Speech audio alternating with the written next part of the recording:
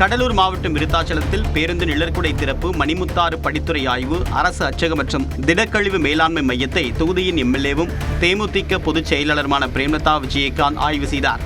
பிறகு செய்தியாளர்கள் சந்தித்தவர் நீட் வேண்டாம் என்ற மக்களின் விருப்பத்தை மத்திய அரசு ஏற்க வேண்டும் என்று வலியுறுத்தினார். மக்கள் எது விரும்புகிறாங்களோ அதை தான் ஒரு கவர்மெண்ட் பண்ணணும், அதில் மாற்று கருத்து இல்லை. எனவே ஒட்டுமொத்த பேருடைய விருப்பம் நீட்டை தேவையில்லைன்னா நீட் எக்ஸாம்ஸே வேண்டாம் அப்படின்ற ஒரு நிலைப்பாடை மத்திய மாநில அரசுகள் எடுக்க வேண்டும். திண்டுக்கல் மாநகராட்சிக்கு சொந்தமான குட்டையில் திருட்டுத்தனமாக மண் அள்ளிய டிப்பர் லாரி, ஜேசிபி இயந்திரம் உள்ளிட்டவற்றை அதிகாரிகள் பறிமுதல் செய்தனர். தடிக்கொம்பு சாலையில் அச்சுதாப்பள்ளி இயங்கி வருகிறது.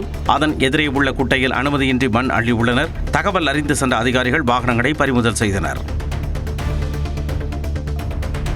கரூர் மாவட்டம் கிருஷ்ணராயபுரம் அருகே பொதுமக்களுக்கு விநியோகம் செய்யும் குடிநீர் குழாயை அடைத்து தனியார் ஆலைக்கு ஆதரவாக அதிகாரிகள் செயல்படுவதாக குற்றஞ்சாட்டி பொதுமக்கள் முற்றுகையிட்டதால் பரபரப்பு ஏற்பட்டது.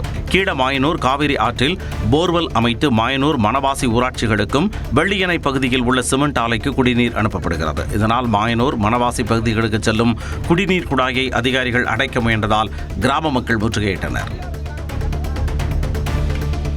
திருவண்ணாமலை மாவட்டம் வந்தவாசி அருகே சிவசுப்பிரமணிய சுவாமி கோவில் ஆடி உற்சவத்தை முன்னிட்டு 500க்கும் மேற்பட்டோர் காவடி எடுத்து நேர்த்திக்கடன் செலுத்தினர். சீமாபுதூரில் உள்ள சிவசுப்பிரமணிய சுவாமி கோவிலில் காலை முதலே சிறப்பு ஆராதனைகள் நடைபெற்றன. தொடர்ந்து 500க்கும் மேற்பட்ட பக்தர்கள் பால் காவடி, புஷ்ப காவடி எடுத்து நேர்த்திக்கடன் செலுத்தினர்.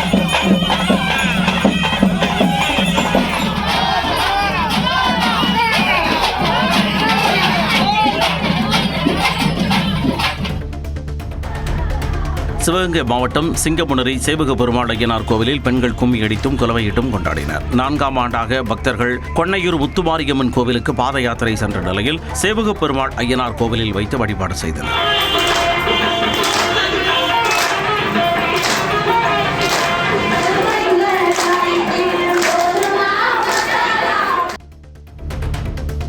திருப்பத்தூர் மாவட்டம் நாற்றம்படி அருகே அரசு பள்ளியில் தேங்கி நின்ற கழிவு நீரை மாணவர்களை வைத்தே சுத்தம் செய்தது அதிர்ச்சியை ஏற்படுத்தியுள்ளது.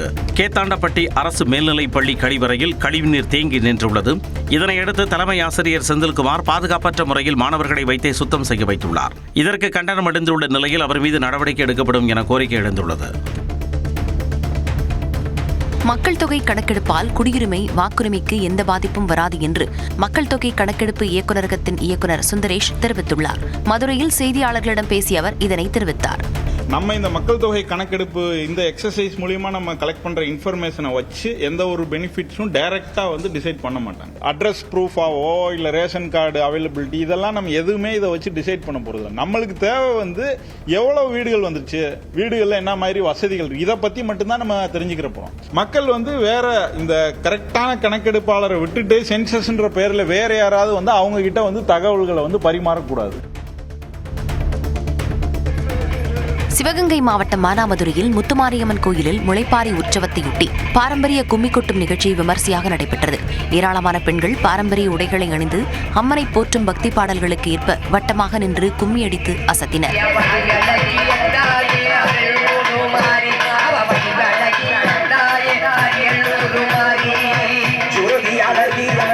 கிராமிய பண்பாட்டை பாதுகாக்கும் வகையில் இத்தகைய நிகழ்ச்சிகள் தொடர்ந்து நடத்தப்படுவது மகிழ்ச்சி அளிப்பதாக பக்தர்கள் தெரிவித்தனர். சேலம் மாவட்டம் எடப்பாடி அருகே மோலானி முனியப்பன் கோயிலில் ஆடி மாத பொங்கல் திருவிழா கோலாகலமாக நடைபெற்றது. இந்த விழாவில் ஒரே நேரத்தில் 200க்கும் மேற்பட்ட ஆடுகள், கோழி மற்றும் சேவல்களை பலியிட பக்தர்கள் முண்டியடித்துக் கொண்டு வந்து காத்திருந்ததால் பரபரப்பு காணப்பட்டது. தொடர்ந்து மோலானி முனியப்பனுக்கு ஆடு, கோழி, சேவல்களை பலியிட்டு சிறப்பு பூஜை செய்து வழிபட்டனர்.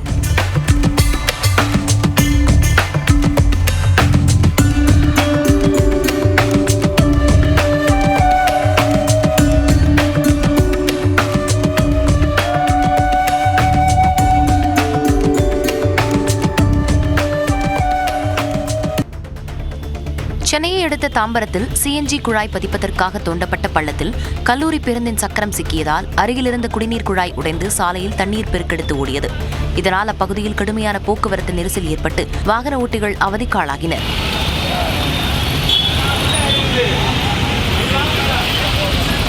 அதைத் தொடர்ந்து கல்லூரி வாகனத்தை அப்புறப்படுத்தும் பணியில் போக்குவரத்து காவலர்கள் ஈடுபட்டனர்.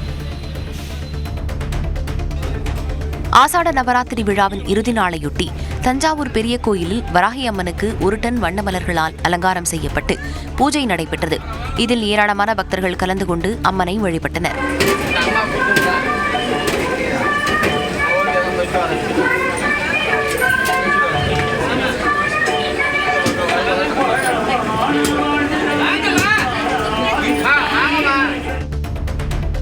அடிதடி வழக்கில் கைதானவர் சரியாக விசாரிக்காமல் தன்னை கைது செய்திருப்பதாக நீதிபதி முன்னிலையில் நீதிமன்றத்தின் சன்னல் கண்ணாடியை உடைத்ததால் பரபரப்பு நிலவியது. விழுப்புரம் மாவட்ட சாலையகரம் கிராமத்தைச் சேர்ந்த உதயகுமாரை வளவனூர் காவல்துறையினர் கைது செய்தனர். விழுப்புரம் குற்றவியல் நீதிமன்றத்தில் அவரை ஆஜர்படுத்திய போது நீதிபதி முன்னிலையில் காவல்துறையினருடன் வாக்குவாதம் செய்துள்ளார்.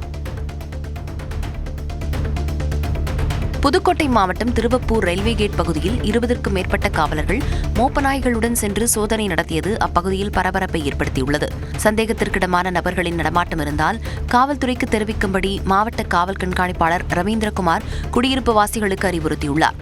அப்போது தெருவிளக்கு உள்ளிட்ட அடிப்படை வசதிகளின்றி இருப்பதாக பொதுமக்கள் புகார் தெரிவித்துள்ளனர். வேலூர் மாவட்டம் பேரணாம்பட்டு அருகே மினி லோடு வேன் மீது இருசக்கர வாகனம் மோதிய விபத்தில் 2 இளைஞர்கள் உயிரிழந்தனர். பேரணாம்பட்டு பகுதியைச் சேர்ந்த பிரதீப், அப்துல் ரஹ்மான் மற்றும் மணி ஆகியோர் ஒரே பைக்கில் சென்றுள்ளனர். ஏரிகுத்தி அருகே சென்றபோது மேல்பட்டி நோக்கி சென்ற மினி லோடு வேன் மீது மோதியுள்ளது. எதிர்பாராத விபத்தில் பிரதீப் மற்றும் அப்துல் ரஹ்மான் ஆகியோர் பரிதாபமாக உயிரிழந்தனர். கோவையில் ஆபாச வீடியோ பார்த்ததால் நடவடிக்கை எடுக்கப் போவதாக கூறி இளைஞரிடம் 38,000 ரூபாய் பணம் பறித்த போலி காவலரை சைபர் கிரைம் காவல்துறையினர் கைது செய்தனர். துடியலூர் பகுதியைச் சேர்ந்த ஜெகதீசன் என்பவரை செல்போனில் தொடர்பு கொண்டு மிரட்டிய நபர்கள் எஸ்பி அலுவலகத்திலிருந்து பேசுவதாக கூறி பணம் பறித்துள்ளனர். இது தொடர்பான புகாரில் பச்சாப்பாளையம் பகுதியைச் சேர்ந்த சபரி மற்றும் வினு ஆகிய 2 கைது செய்து சிறையில் அடைத்தனர். ஜனநாயகன் திரைப்படத்தை காண சென்னை குரோம்பேட்டை வெற்றி திரையரங்கில் திரண்ட ரசிகர்கள் வாகனங்களை சாலை ஓரத்தில் நிறுத்தியதால் ஜிஎஸ்டி சாலையில் கடும் போக்குவரத்து நெரிசல் ஏற்பட்டது. இதனால் தாம்பரத்திலிருந்து சென்னை நோக்கி சென்ற வாகனங்கள் நீண்ட நேரம் சம்பித்ததால் வாகன ஓட்டிகள் கடும் அவதியடைந்தனர். காஞ்சிபுரம் மாநகராட்சி பகுதிகளில் தூய்மை பணிகளுக்காக 2 கோடி ரூபாய் மதிப்பில் வாங்கப்பட்ட வடிகால் தூர்வாரும் வாகனங்கள், டிராக்டர்கள், ஜேசிபி உள்ளிட்ட 10 புதிய வாகனங்களை அமைச்சர்கள் தென்னரசு மற்றும் ரஞ்சித்குமார் கொடியசைத்து பயன்பாட்டிற்கு கொண்டு வந்தனர். பின்னர் இருவரும் புதிய வாகனங்களை நேரடியாக ஓட்டி அவற்றின் செயல்திறனை ஆய்வு செய்தனர்.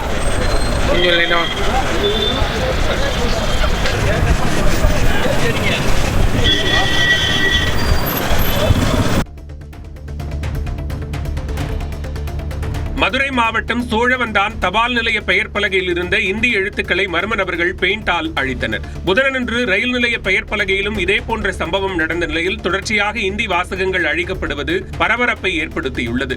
சம்பவம் தொடர்பாக காவல்துறையினர் வழக்கு பதிவு செய்து விசாரணை நடத்தி வருகின்றனர். சிப்காட்டில் புதிய தொழிற்சாலை அமைப்பது தொடர்பாக திருச்சி மாவட்டம் முத்தக்குடையான்பட்டியில் நடைபெற்ற கருத்து கேட்பு கூட்டத்தில் அதிகாரிகளுடன் பொதுமக்கள் கடும் வாக்குவாதத்தில் ஈடுபட்டனர். கனிம நிறமிகள் உற்பத்தி தொழிற்சாலைக்கு எதிர்ப்பு தெரிவித்த மக்கள் கூட்டத்தை வேறு தேதியில் நடத்த வேண்டும் என்று வலியுறுத்தினர். வாக்குவாதத்தின் போது கோட்டாட்சியரின் ஆவேச பேச்சால் பரபரப்பு ஏற்பட்ட நிலையில் பொதுமக்கள் கண்டன முழக்கமிட்டு கூட்டத்தை புறக்கணித்து வெளியேறினர். கிருஷ்ணகிரி மாவட்டம் ஓசூர் ஜூஜுவாடி பகுதியில் போக்குவரத்து சோதனை சாவடியில் ஆவணங்களை கேட்டபோது போக்குவரத்து ஆய்வாளரிடம் மகாராஷ்டிராவைச் சேர்ந்த லாரி ஓட்டுநர் வாக்குவாதத்தில் ஈடுபட்டது பரபரப்பை ஏற்படுத்தியது. முதல்வர் விஜயின் செல்போன் எண் தன்னிடம் இருப்பதாகவும் வீடியோவை அவருக்கு அனுப்புவேன் என்றும் கூறி சம்பவத்தை வீடியோவாக பதிவு செய்தார். இந்த காட்சிகள் சமூக வலைதளங்களில் பரவி வருகின்றன.